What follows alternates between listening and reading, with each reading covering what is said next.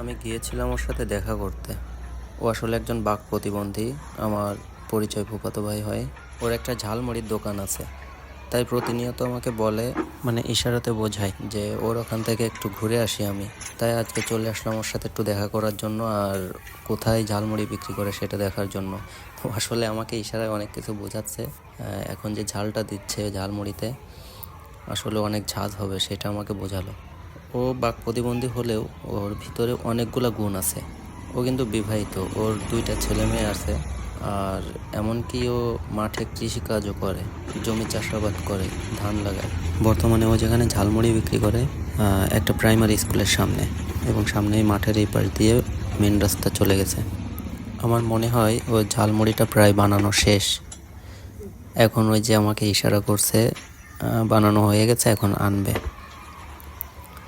দেখি কেমন হয়। ও আমাকে মূলত ঝালমুড়িটা খাওয়ানোর জন্যই এখানে আসতে বলছিল। এই যে চলে আসছে, দেখি ও এখন আমাকে কি বলে। ও আসলে আমাকে বোঝাচ্ছে ঝালমুড়িটা যত ঝাল ঝাল হবে তত ভালো হবে, খেতে ভালো হবে। আর বোঝাচ্ছে যে ওর এই ঝালমুড়ি খাওয়ার জন্য অনেক জায়গা থেকে লোকজন আসে, খুব পছন্দ করে। মানে ঝালমুড়ির কালারটা কিন্তু অনেক সুন্দর হয়েছে। খুবই কর্মঠ, কোনো সময় বসে থাকে না। আসলে ওর ঝালমুড়িটা কিন্তু অনেক সুন্দর, অনেক মজা।